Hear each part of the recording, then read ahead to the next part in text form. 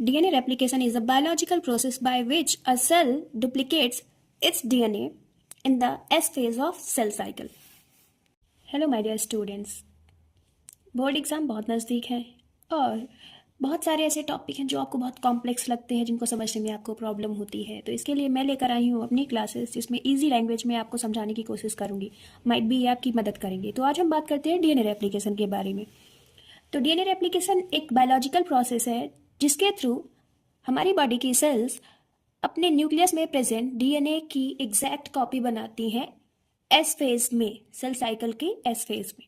DNA replication किस phase में होता है? Synthesis phase of cell cycle.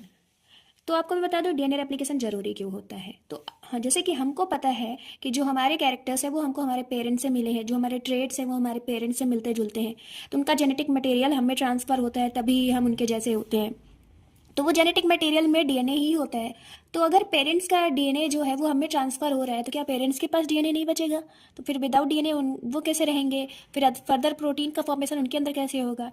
तो देखिए, जब सेल डिवीज़न होता है, सेल डिवीज़न कंप्लीट होने के पहले सिंथेसिस फेज में ही हमारी सेल डिवीज़न के लिए रेडी हो रही होती है। उसी वक्त हमारे न्यूक्लियस में प्रेजेंट जो डीएनए होता है वो खुद की कॉपीज़ बनाता है, खुद को डुप्लीकेट करता है, जिसमें सेम एग्जैक्ट कॉपी बनती है और वही कॉपी न्यू डॉटर सेल्स में जाती है। डीएनए सेमी कंजर्वेटिवली रेप्लिकेट करता है। सेमी कंजर्वेटिव रेप्लिकेशन में जो न्यू डीएनए बनता है उसमें एक पेरेंटल स्ट्रैंड होता है, तो एक न्यू स्ट्रैंड होता है। अगर आपको और इसके बारे में डिटेल से अच्छे से पढ़ना है, पूरी डिटेल्स के साथ, तो आप मुझे बताएं।